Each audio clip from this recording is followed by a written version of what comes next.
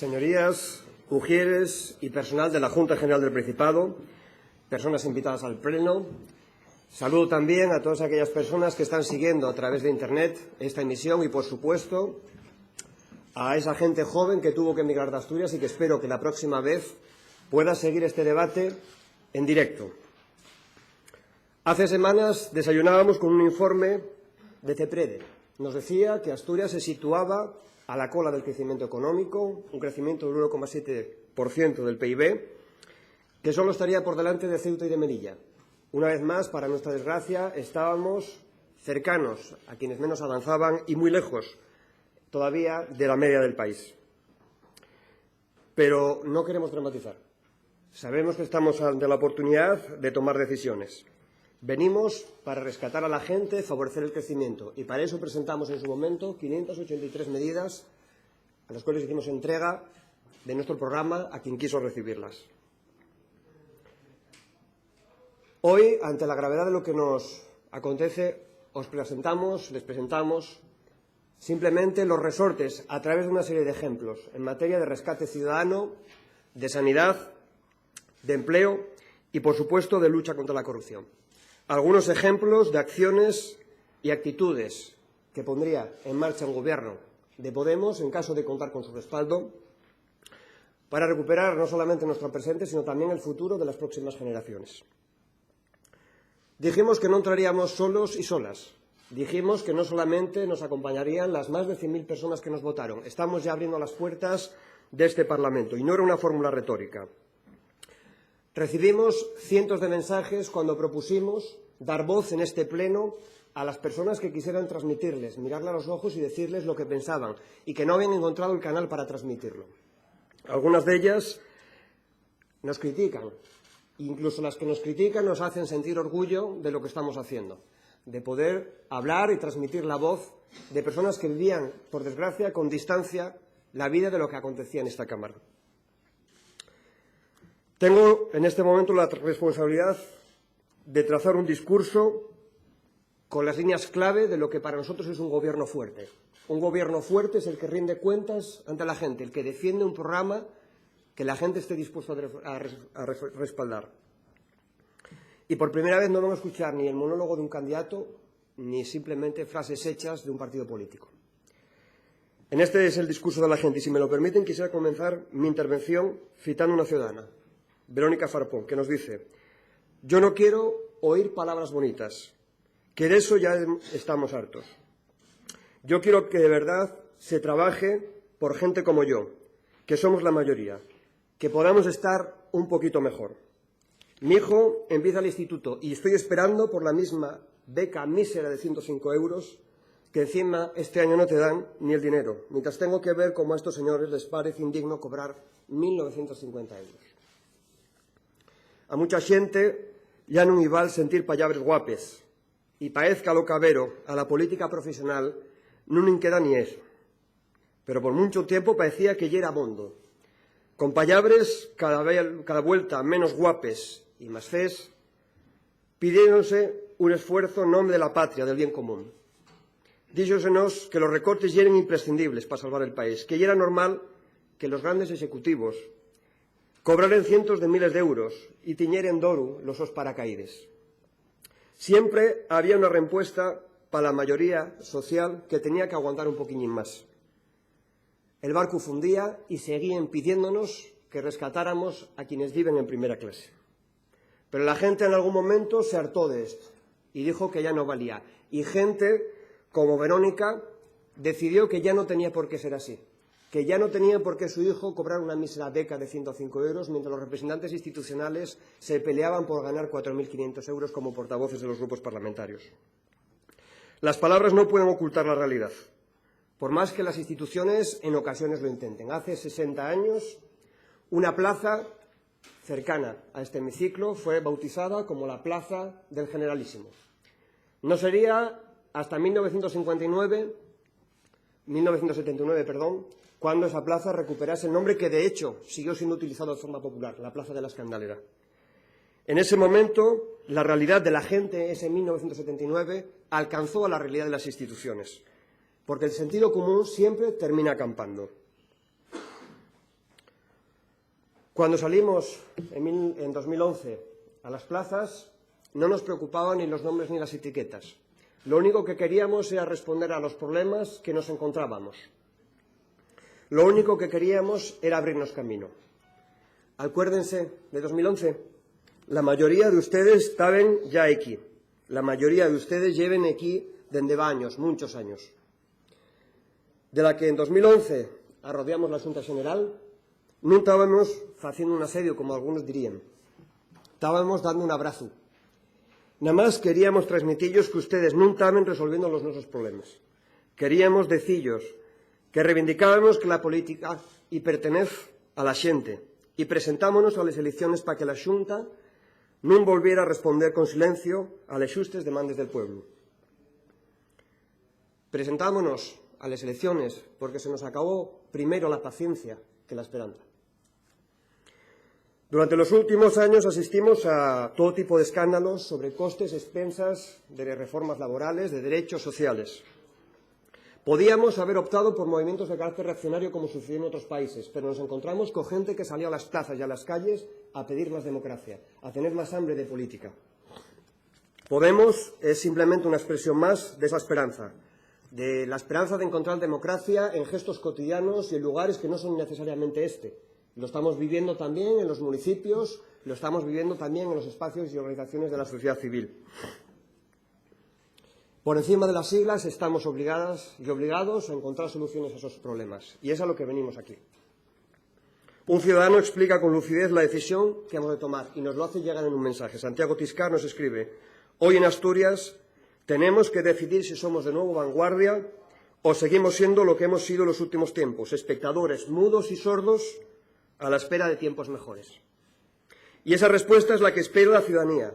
La respuesta a la oportunidad que ha vuelto a dar a sus representantes ser impulso o freno de lo inevitable. ¿Hacía cuánto tiempo que no había tanta expectación por los discursos de investidura? ¿Hacía cuánto tiempo no había tanta atención a las réplicas que ustedes mismos se están preparando ahora? Y que yo mismo he tenido que preparar. Mucha gente nos está mirando y esto lo tenemos que valorar entre todos y todas. No venimos solamente a hacer reproches y a decir las cosas que no se hicieron bien. Muchas se hicieron bien. No venimos a acabar con todo, venimos a hacer que las cosas se hagan todavía mejor. Los protagonistas de la política están cambiando, señorías. Y todos y todas tendremos que hacer un esfuerzo por acostumbrarnos. Ustedes van a tener que acostumbrarse a ver por los pasillos de este Parlamento a asociaciones y colectivos que tengan ganas de sentarse en sus mismos sillones, que no les pertenecen, que son los sillones de los representantes del pueblo. Porque esta también es su casa. Van a tener que encontrarse con gente con ganas de participar, gente a la que no vamos a negar ni la luz en sus hogares, en sus casas, ni mucho menos cuando vengan aquí a ver este hemiciclo. Gente a la que no le debemos ni favores ni pleitesías, que nos van a mirar de frente, que nos van a decir las cosas a la cara. Personas a las que no vamos a poder ningunear. Quizás en algún momento se sientan ustedes rodeadas por multitud de gente. Y es normal porque hay mucha expectación. Alguien nos recordaba el otro día que los parlamentarios son un colectivo vulnerable. La intención de este grupo parlamentario, del grupo parlamentario de Podemos, tanto en el Gobierno como en la oposición, es ayudarles a que se acostumbren.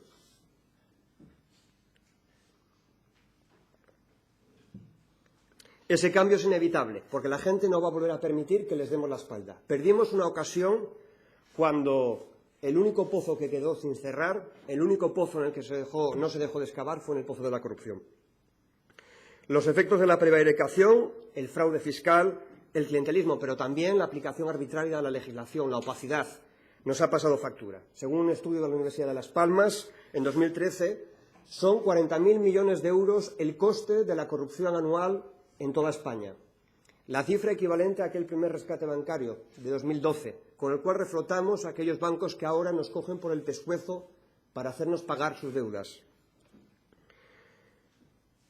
Desgraciadamente, Asturias ocupa un lugar privilegiado en el mapa de la vergüenza. Sé que empieza con el caso, con la letra A del caso Abogados de Melilla y termina con el caso Z de Galicia. Un estudio elaborado por la Universidad de La Laguna indicaba que entre 2000 y 2010 1 de cada 4 concejos asturianos había estado implicado en casos de corrupción urbanística. Y, desgraciadamente, Asturias también juega en las grandes ligas, no solo en las locales. Cuando hablamos de sobrecostes como los del Musel y nos dicen que representan el 25% en el año 2014 de los sobrecostes vinculados a fondos europeos, a pesar de que Asturias apenas representa el 0,25% del PIB europeo.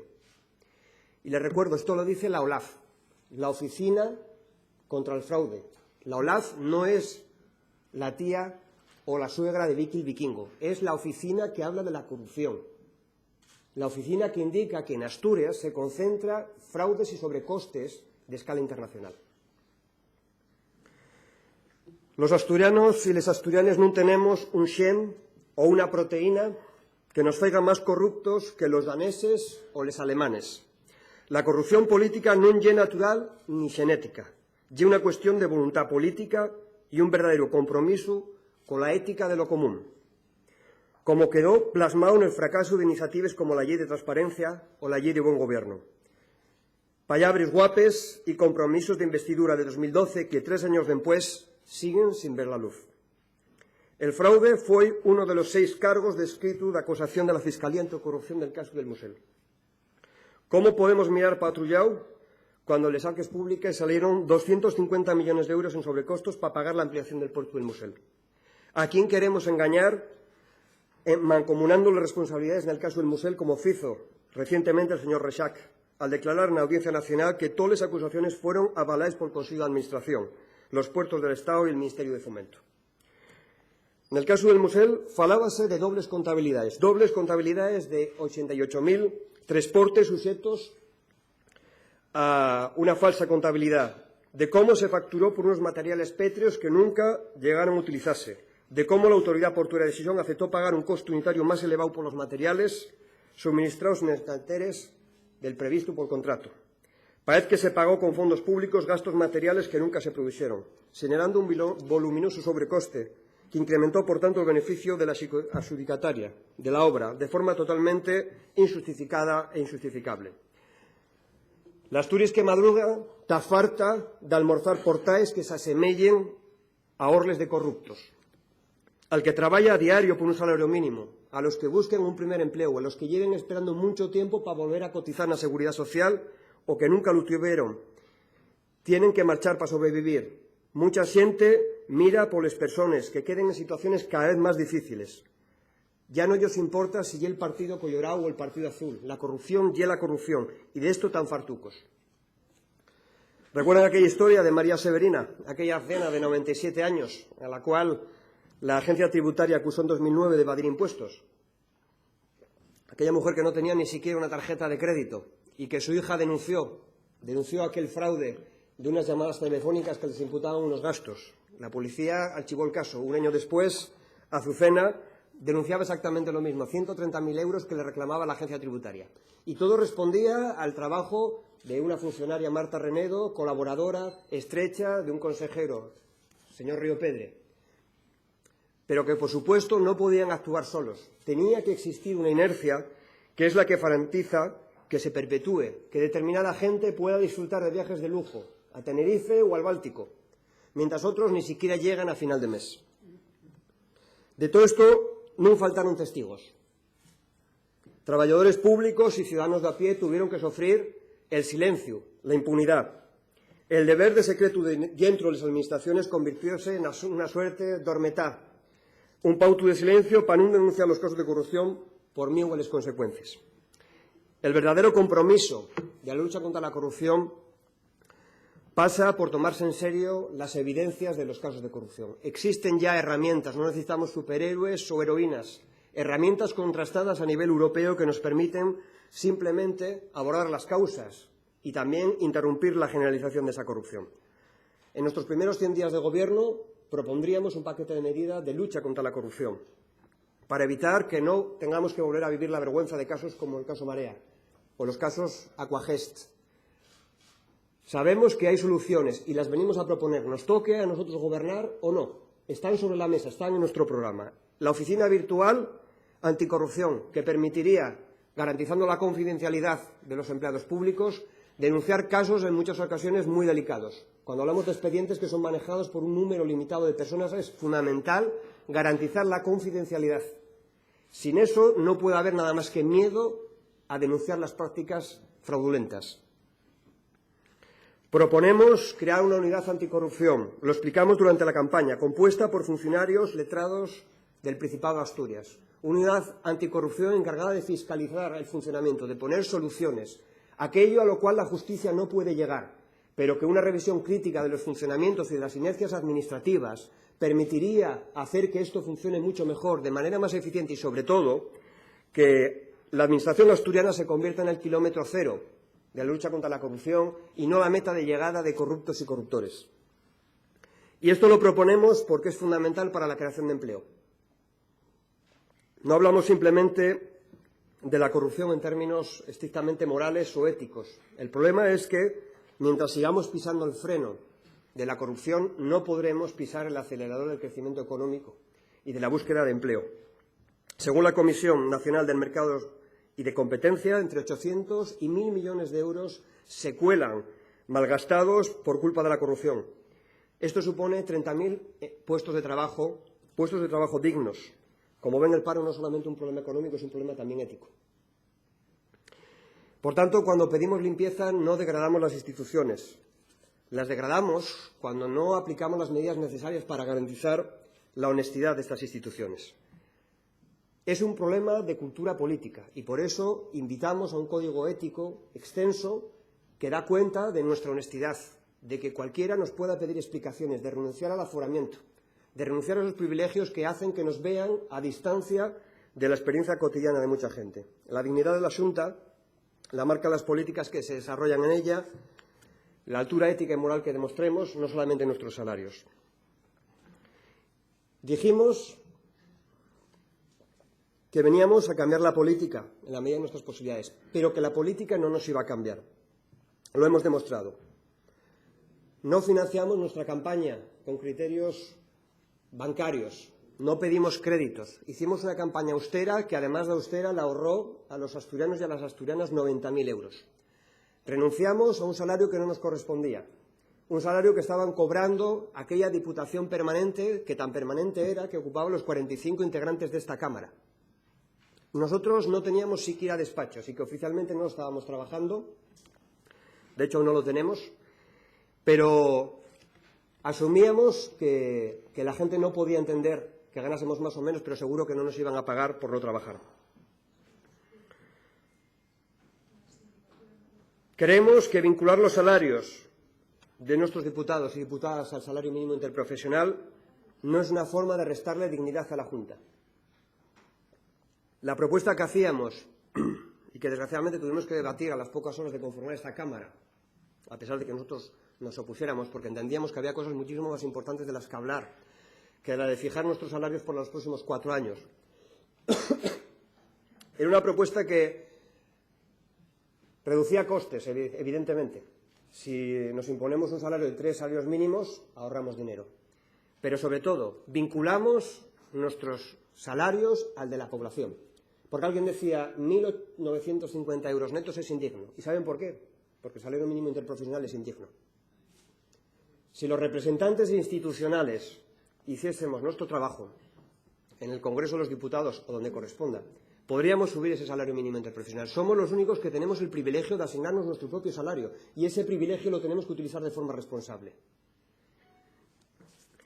Vincular el salario mínimo profesional a nuestro salario hace que cuando salgamos de aquí pensemos, por ejemplo, en lo que cuesta el café y nos preocupemos de lo que cuesta el café. Que sepamos cómo vive la mayor parte de la población. Una población que, en el caso de Asturias, vive más del 50% con menos de 1.000 euros al mes. En este sentido ya hemos perdido varias oportunidades, pero tenemos 4 años por delante. Esta Cámara votó contra la limitación salarial, votó en contra de un reparto proporcional y equilibrado de los espacios de trabajo, de la reducción de asesores y subvenciones. Creo que la irrupción de Podemos les ha resultado, en cierto modo, entretenida. Vamos a decirlo claro, ¿no? Se han empeñado ustedes en dejarnos evidente cuál es nuestro sitio, pero se lo podían haber ahorrado. sabemos cuál es y cuando se nos olvide, la gente nos lo va a recordar. Porque no venimos a esta institución nada más que a abrir puertas y ventanas, no venimos a jugar al juego de las sillas, ya estamos mayores. No venimos a discusiones de patio de colegio, venimos a hablar de rescate ciudadano, venimos a hablar de los problemas que le preocupan a la gente. Y si tenemos que sentarnos en el suelo para que otros se queden con despachos con terraza, no vamos a hacer pucheros, se lo aseguramos.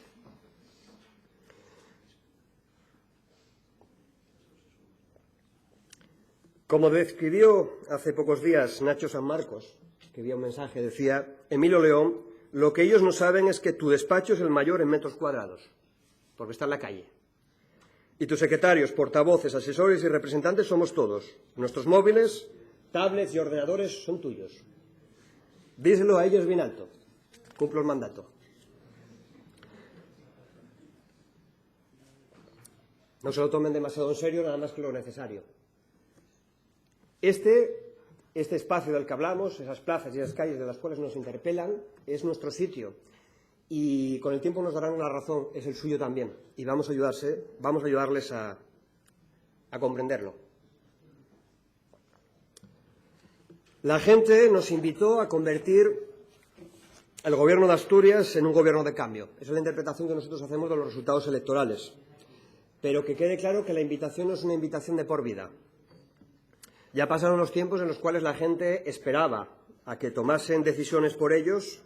Todavía recuerdo una broma que recorría las plazas. Contaba más o menos lo siguiente. La tripulación de un avión se queda escandalizado al ver que en el avión, quienes supuestamente van a entrar como pilotos, van con un bastón. La azafata les explica que no se preocupen. Son ciegos, pero llevan muchísimos años pilotando. Cuando comienza a despegar el avión, esto era lo que se contaba, empiezan a saltar las señales de alarma. Faltan 1000 metros para que se termine la pista de despegue. La gente empieza con un leve murmullo a preocuparse. Se acerca al final de la pista, 500 metros. Sube la voz de la gente, pero parece que el avión no despega.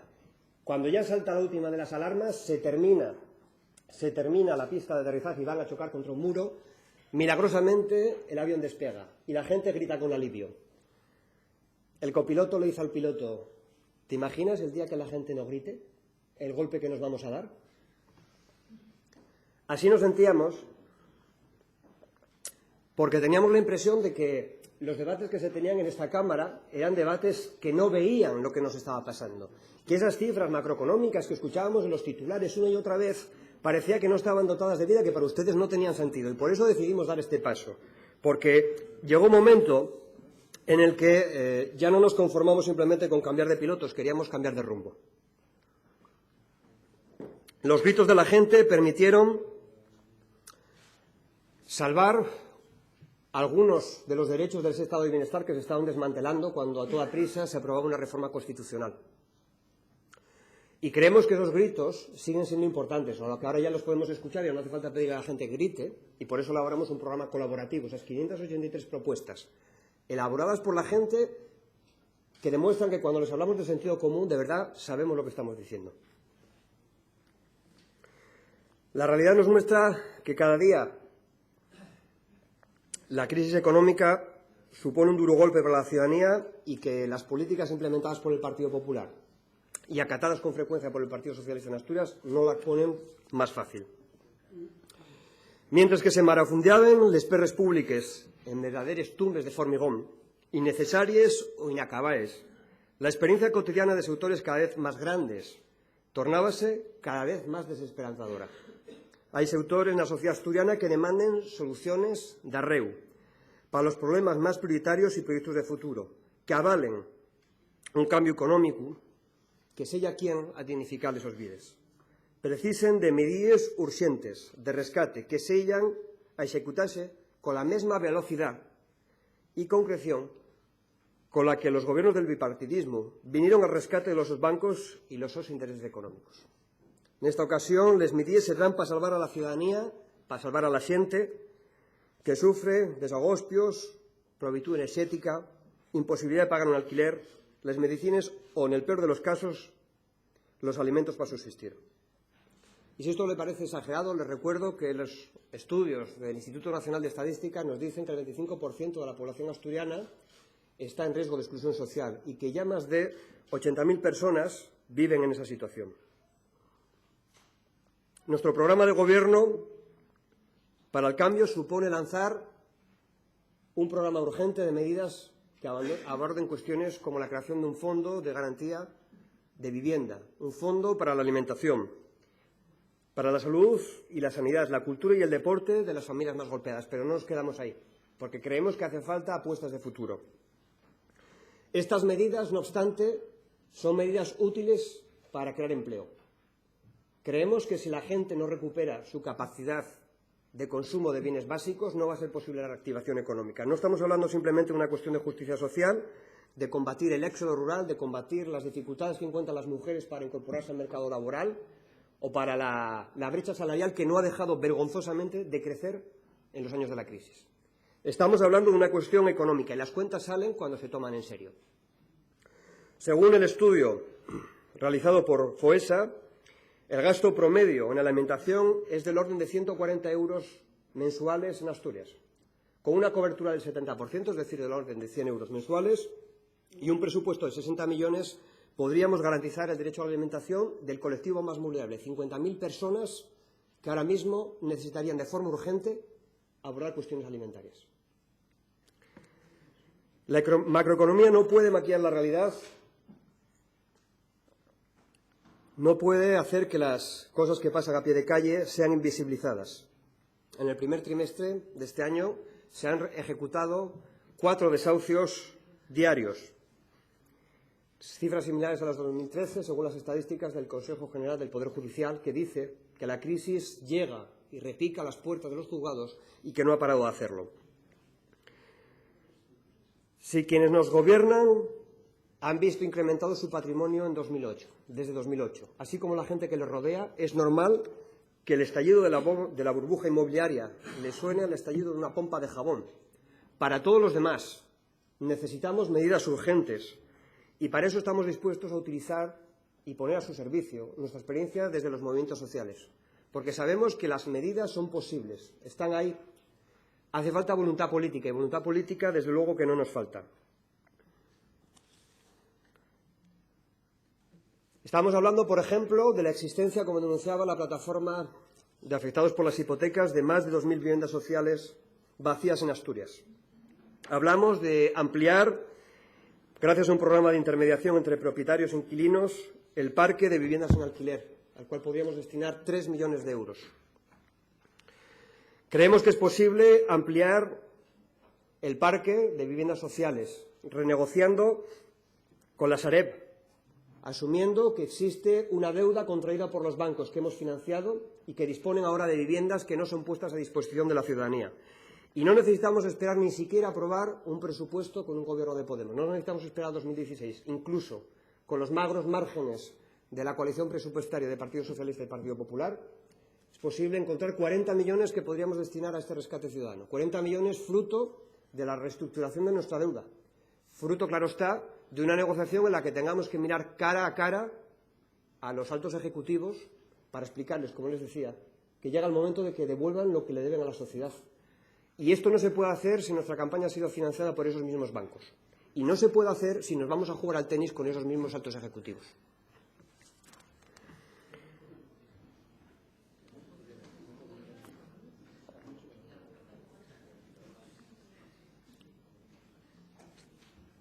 Pero esto no basta.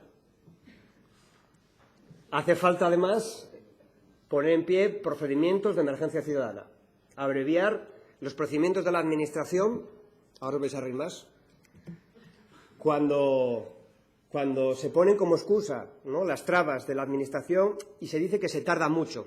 Tenemos una ley de salario social que durante mucho tiempo tardaba meses en poder ser cobrada. ¿Se recuerdan cuánto tiempo estuvimos escuchando aquello del programa informático? Casi 10 años, ¿no?, tardamos en tener. ¿Cuánto tardó el Candy Crush en llegar a sus móviles? Esto es de lo que estamos hablando cuando decimos que hace falta procedimientos abreviados que aumenten la eficacia de esta Administración. Yo estoy seguro de que ustedes no tienen falta de voluntad política. Seguro que creen en lo que estamos haciendo, pero les podemos ayudar a hacerlo mejor.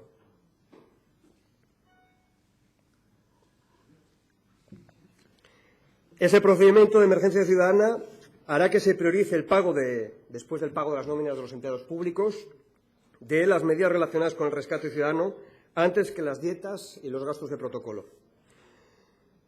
En caso de que yo sea presidente, insisto, no me faltará voluntad política, pero sé que nosotros y nosotras solos no podremos. Necesitamos aunar esfuerzos, buscar puntos de encuentro y superar las lógicas de partido. Y buscar consensos, pero consensos construidos no a partir de reediciones de viejos pactos, sino de consensos que respondan realmente a las necesidades de la ciudadanía. Otro campo en el que nosotros creemos que es importante ejemplificar cómo podría ser un gobierno de Podemos es el campo de la sanidad. Nos hemos encontrado con muchas dificultades para elaborar nuestro programa, y no porque no tuviésemos ideas, sino porque faltaban datos. Desgraciadamente, creemos que Astursalud es una caricatura de lo que podría ser un portal de transparencia, porque estamos hablando de que los datos detallados del primer bloque, el bloque principal de procesos, más de 2 millones que se realizan, no aparecen en este portal, a pesar de que nos hemos gastado 16 millones de euros en un programa tan sofisticado como Millennium. Suponemos que no es falta de voluntad política ni ganas de encubrir absolutamente nada, aunque haya sobrecostes en torno a Luca. Lo que supone ese mal funcionamiento es que es difícil realizar un diagnóstico serio, un diagnóstico de cuáles son los problemas, de qué es lo que hace que las listas de espera sigan siendo un mal endémico, de buscar desde el origen y en los distintos momentos del proceso cuáles son las dificultades para que no podamos dar respuesta satisfactoria a una demora en los plazos de asistencia. Y esos datos, aunque no existen, forman parte de la realidad cotidiana de esos médicos de atención primaria que cuando demandan una ecografía se encuentran que reciben el resultado un año después. O los neurólogos que cuando demandan una resonancia tardan 6 meses. Esos son los datos que se están encontrando los profesionales a los cuales les pedimos su opinión, igual que a los usuarios, sobre cuáles son los principales problemas que acucian a la sanidad pública. Una sanidad pública que creemos que se tiene que reforzar y que tiene que ser garantizada su universalidad. Nuestras propuestas de gestión en materia de sanidad son un ejemplo, insisto, de lo que podríamos aplicar a otras cuestiones. Evaluación económica, reversión de externalizaciones y reinversión. Sin conocer a las necesidades no es posible la planificación. Por eso creemos que es fundamental la transparencia en un presupuesto que supone del orden del 35% del gasto autonómico. Creemos que el portal de transparencia tiene que ser reforzado dando un detalle pormenorizado de la información referente a ese sistema sanitario y que el Observatorio de Salud en Asturias vuelva a ser un centro en el cual no solamente se compilen datos, sino en el cual se pueden evaluar estrategias y resultados del funcionamiento de la salud en nuestra comunidad. A partir de ahí podemos evaluar y estimar las necesidades reales en materia de contratación. Podemos revertir una situación en la que, de forma seria, las ofertas públicas de empleo terminen con la precarización y la descapitalización de la plantilla del SESPA. No solamente estamos hablando de 1.700 puestos de empleo perdidos o el nivel récord de eventualidad que acumula fallos judiciales. Estamos hablando de que, mientras que en Galicia, Cantabria o Castilla y León en los últimos 10 años se han convocado 3 concursos, en Asturias solamente hemos realizado 1.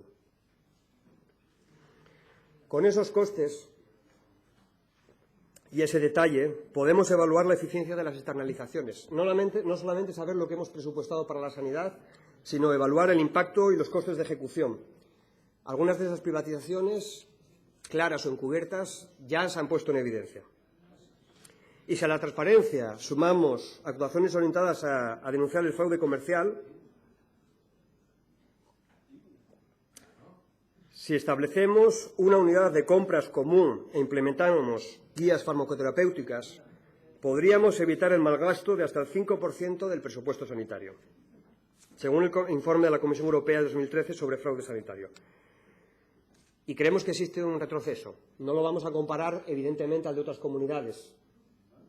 Es un retroceso discreto, sutil, pero estructural, porque ustedes, Partido Popular y Partido Socialista, se pusieron de acuerdo en aquella ley 1597 de nuevas formas de gestión. Nosotros decidimos ponernos del lado de esa gente que, como Mariano nos decía, los recortes matan y no se pueden seguir recortando en sanidad, uno de los pilares de la sociedad justa y equilibrada que buscamos.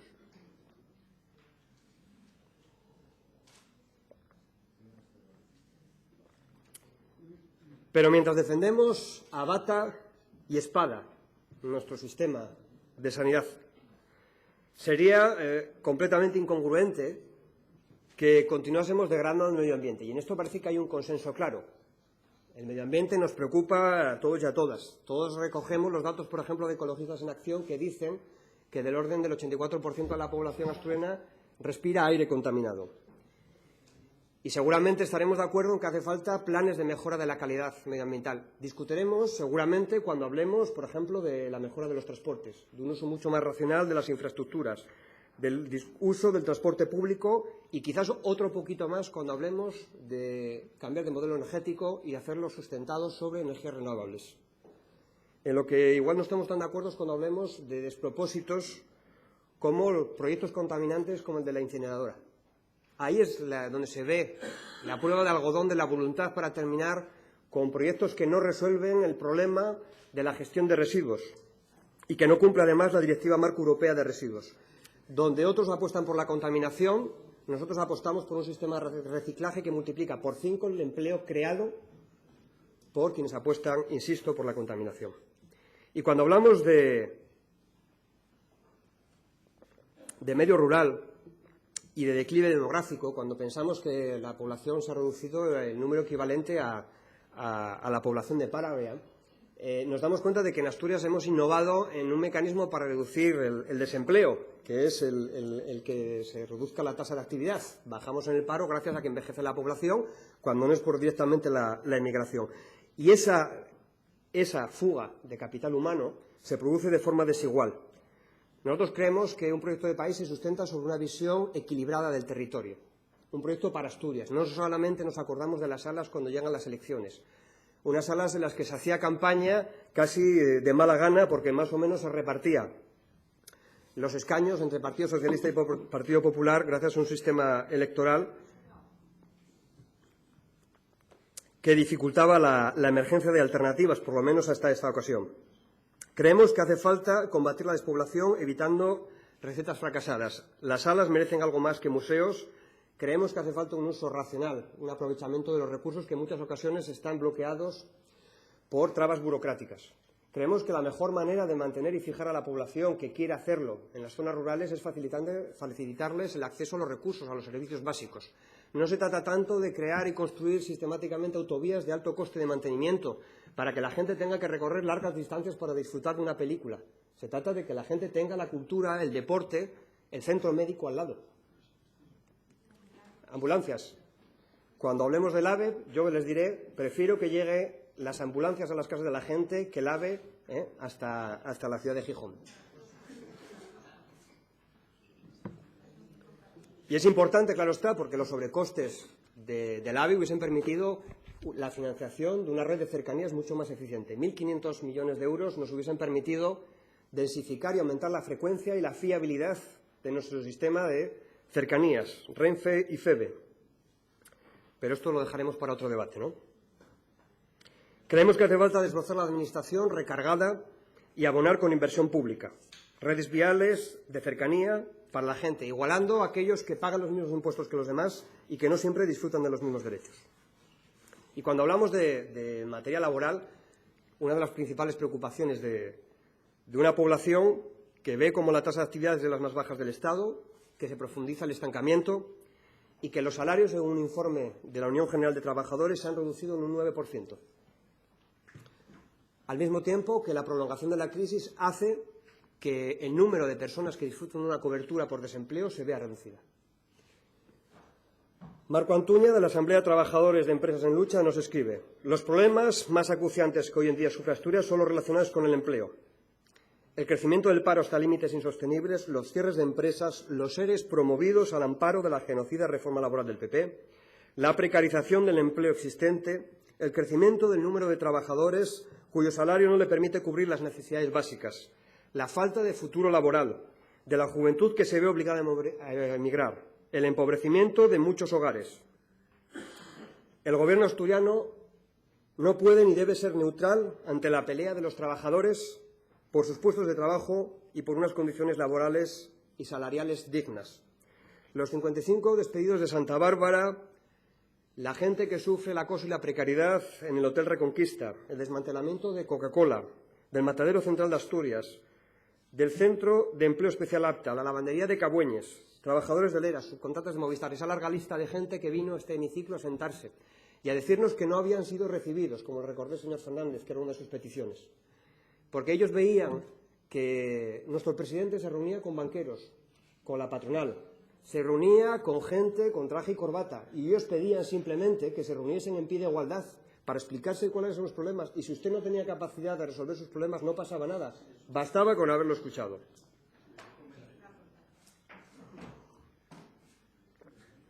Carlos Damián nos escribía: creo fundamental que para crear empleo es necesario conocer en qué condiciones se trabaja. Con el fin de ganar más dinero se incumplen las leyes del Estatuto de los Trabajadores. Esto se produce por un acuerdo tácito entre empresas y trabajadores que elimina convenios de un plumazo y evita así la unión de trabajadores a la hora de reivindicar un salario acordado. Por eso proponemos, en el paquete de medidas relacionadas con la cuestión en materia laboral, el potenciar el trabajo de la Administración con aquellas empresas que respondan a cláusulas sociales, a cláusulas que tengan en cuenta las condiciones laborales de esas empresas que contratan con la mayor de todas, que es la empresa pública asturiana. Apostamos por el refuerzo de las inspecciones de trabajo y el desarrollo de sellos de calidad. La creación de empleo pasa por políticas de redistribución, como explicaba al comienzo. El rescate ciudadano es una herramienta también para inyectar dinero en los bolsillos de la gente, aliviar su deuda y facilitar que se salga de la espiral de la exclusión en la que en no pocas ocasiones se ven atrapados, porque quien no tiene un empleo pide un salario social tarda en llegar la posibilidad de pagar una hipoteca, se produce un desahucio, se pide una vivienda alternativa y no se sale nunca de esa espiral. También proponemos en nuestro programa aumentar la tasa de actividad de aquellos sectores relacionados con la equidad de género, con la economía de los cuidados. Y por eso hablamos con tanta intensidad de la integración de la red de educación de escuelas infantiles públicas de 0 a 3, asegurando su gratuidad y, por supuesto, resolver las cuestiones relacionadas con el salario social y con la dependencia. Si hablamos de economía, que sea de economía real y para todos y todas. No es de extrañar que el concepto de emprendimiento desgraciadamente se restrinja a grandes clústeres, a grandes empresas, que son las que gozan de ese trato de favor, de ese trato directo, de ese tú a tú, de la democracia directa, de quienes descuelgan un teléfono y encargan reformas de constituciones. Y mientras las pymes y autónomos, excluidas de este banquete, se quedan con los platos rotos. Según los datos del INE, en 2015, el comercio minorista a nivel estatal subió un 0,7%. En Asturias, dichas ventas han bajado al 4,1%. Por eso proponemos detalladamente un rescate PYME, en el que proponemos inyectar 7,2 millones de euros anuales para reforzar a aquellas empresas amenazadas de cierre, para facilitarles un plan de solvencia, para facilitar la formación a los trabajadores que quieran hacerse cargo de esa empresa, constituirse en sociedad laboral y seguir peleando. Y seguir peleando como lo hacían cuando renunciaban a sus salarios, incluso para sufrir ERES, con la promesa de reflotar una empresa que en ocasiones los empresarios no han sabido mantener, en otras sí, en otras dignamente pelean mes a mes por pagar los salarios. Con 4,2 millones de euros estimamos el refuerzo necesario para que Asturgar avale financieramente proyectos que eviten que la gente tenga que ser un héroe o heroína para llegar al final de mes como emprendedor. Proponemos crear el portal Astur Funding. El crowdfunding ha aumentado en 2014 en un 144% y se estima que en 2015 logrará un 100%. Es la posibilidad de utilizar, como hemos hecho nosotros para financiar nuestra propia campaña, créditos de bajo tipo de interés para impulsar la actividad de emprendedores. Proponemos un plan de excelencia de semilleros de proyectos. Creemos que hace falta un asesoramiento amable, humanizado, y evitarle esa sensación de soledad al que se enfrenta la gente que tiene que retomar su vida después de un cierre patronal, de un despido o simplemente que tiene ganas de poner en marcha un proyecto ilusionante. Creemos que hace falta potenciar el comercio electrónico. 2,5 millones de euros serían destinados porque es uno de los sectores que ha crecido casi un 30% en el último trimestre de 2014. Apostamos por reforzar las subvenciones a la creación y consolidación de empresas, y de sociedades laborales 6 millones de euros anuales. Todo este paquete de medidas está detallado en nuestro programa, igual que su estimación económica, pero no quería perder la ocasión de recordárselo. Además de potenciar la economía digital y colaborativa o la internacionalización de nuestras pymes. Todo esto se enmarca en una visión en la cual el I+D+I tiene que ser algo más que titulares. Apostamos por alcanzar a lo largo de la legislatura, en caso de que tengamos que asumir esa responsabilidad, el 2% de inversión en I+D+I, que se ha visto reducido en un 56% entre 2006 y 2013 en Asturias. En el sector privado hay un 16% menos de empresas innovadoras y se ha reducido un 9% el número de investigadores. Ahora mismo la Universidad de Oviedo tiene la plantilla más envejecida de los últimos 40 años, una media de 53. Se ve difícil el relevo generacional, a menos que, como proponemos, se apueste claramente no por imitar lo que hagan en otras universidades, sino pensar que quizás en algún día, en otros lugares, se discuta de lo que se hace en Asturias. Abandonar un rol subordinado, tomar los recursos y el capital humano del que tenemos y ponerlo a funcionar. Y por eso pensamos, como compartiendo la idea de Carlos López Otín, de que el talento es el único recurso que se reparte razonablemente de forma homogénea en el mundo. Por eso creemos que lo primero es evitar que haya fuga de capital humano. Y me comprometo, en caso de formar gobierno, de que antes del 1 de septiembre se ponga en marcha un plan de retención y de retorno de talento, formando grupos de investigación con doctores y doctoras jóvenes que cuenten con la financiación necesaria y que evite también, y este es otro de mis compromisos, la expulsión mediante la eliminación de la Universidad de Oviedo, la expulsión de esos estudiantes frente a un régimen de permanencia que yo considero completamente injusto y que ha supuesto la expulsión de más de 1.036 estudiantes de nuestra universidad. Apostar por la investigación y el retorno de talentos es tomar partido por el futuro de Asturias. Ángeles Fernández decía: creo que ha llegado la hora de dar un golpe en la mesa y empezar a exigir ser tratados con respeto e indignidad. Somos una comunidad con mucha historia y nos merecemos quien pelee por nosotros, que estamos a la deriva. Necesitamos una total reestructuración de nuestras fuentes de ingresos y una nueva orientación para que nuestros jóvenes no se tengan que ir en desbandada. Antes la juventud se iba del pueblo a la ciudad. Ahora, por culpa del abandono, la corrupción y el saqueo indiscriminado de todo lo que fuese posible saquear, se van de nuestra tierra. Vamos terminando. 2 apartados más. La ciudadanía nos pide que trabajemos en común y que encontremos espacios de diálogo. Aquí me gustaría dirigirme especialmente a mis compañeros y compañeras de Izquierda Unida, con quienes he compartido muchas movilizaciones, muchas reivindicaciones a pie de calle, especialmente intensificadas no solamente durante años de respuesta a la desindustrialización, sino también a ese ciclo de contestación que se abre en 2010, cuando José Luis Rodríguez Zapatero, además de abandonar su programa electoral, acepta de pleno las políticas de austeridad. Y se abre un ciclo de contestación con huelgas generales, con plazas ocupadas, movilizaciones, antidesahucios, mareas ciudadanas. Vosotros, como nosotros, somos herederos de esas movilizaciones. Somos herederos de una historia mucho más amplia. Compartimos algo mucho más importante, que es un horizonte de cambio. Nuestro amigo Gerardo Iglesias, luchador antifranquista y fundador de Izquierda Unida, lo dijo bien claro. La vocación originaria de Izquierda Unida se acercaba a lo que intenta representar Podemos. Si leemos los documentos de aquel momento sobre la política de convergencia, la voluntad era crear aquel movimiento social y político diferenciado de los partidos tradicionales en crisis. Desearía infinitamente que yo fuera consciente de lo que está sucediendo en este país y soltar al lastre para poder compartir con Podemos y otras fuerzas la configuración de una nueva alternativa, porque yo nació para eso. Además del Voz de Cambio, somos, los grupos de Podemos y de Izquierda Unida, sumamos un 31% de esta Cámara, más de 25.000 votos respecto al Grupo Socialista. Y creemos que el sentir mayoritario de los votantes de Izquierda Unida y de Podemos, como motor de cambio del cual hablamos estos días, era precisamente impulsar un giro en el cual otras formaciones podían querer acompañarnos o no, pero por las cuales no teníamos ya que esperar.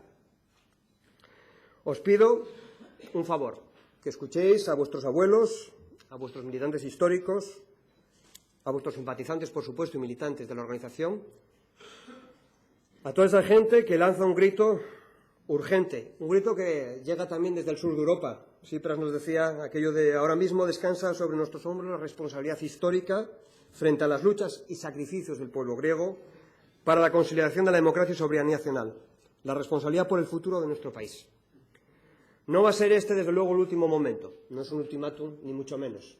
Tendremos tiempo a construir a partir de hoy un bloque de cambio al que animamos al resto de formaciones a sumarse. Poco importa si es desde el Gobierno o desde la oposición. Nuestra mano siempre estará tendida para construir una mayoría social en Asturias, una mayoría de cambio, pero que es incompatible con sostener a partidos que se nieguen a hacer un giro en sus políticas. Asturias necesita cambio y necesitamos de vosotros para impulsarlo. No estamos, como decíamos, para rezotar a un Titanic que golpea el iceberg y no quiere cambiar de ruta. Estamos para coger los botes salvavidas que queden y empezar a remar en una dirección contraria.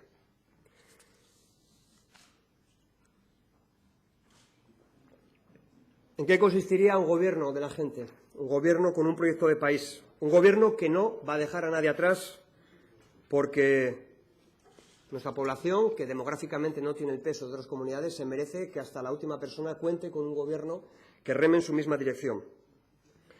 Muchos de nosotros no nos habíamos imaginado como representantes públicos. Sentíamos la política demasiado cerca y por eso nos comprometimos a no volver a hacer lo mismo de siempre. Nos paran por la calle para decir cosas tan sencillas como es la primera vez que puedo saludar a alguien a que haya votado. O se paran a discutir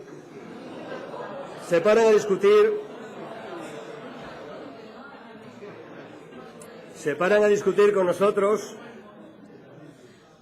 en la cafetería con las políticas. Yo cuento mi experiencia. Si quieren, preséntese a presidentes y lo podrán hacer desde la misma tribuna.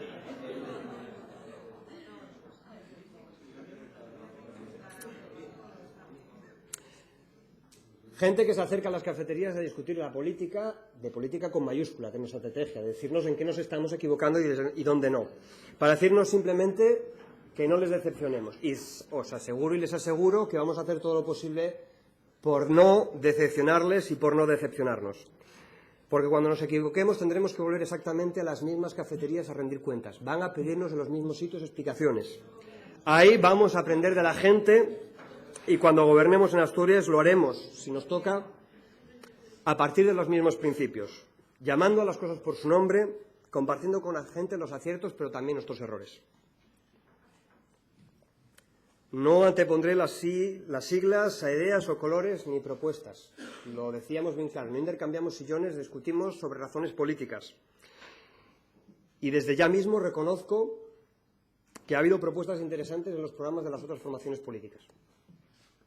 Con Ciudadanos, lo dijimos en la reunión que mantuvimos juntos, compartíamos una preocupación porque existiese un código ético y una lucha contra la corrupción.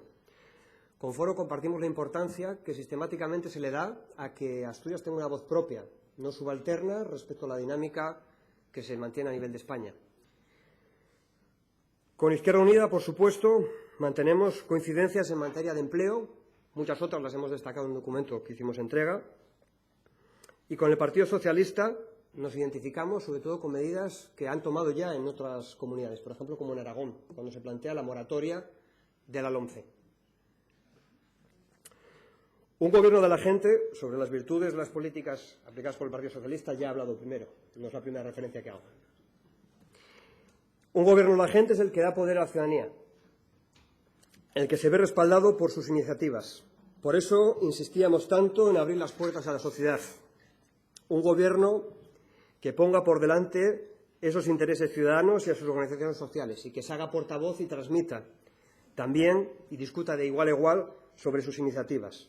Creemos que los cargos públicos no tienen que acumular tantos años de trayectoria política. Pedimos a la gente, y este es nuestro compromiso, volver a su puesto de trabajo transcurridas 2 legislaturas. Creemos que racionalizar el gasto es un compromiso democrático.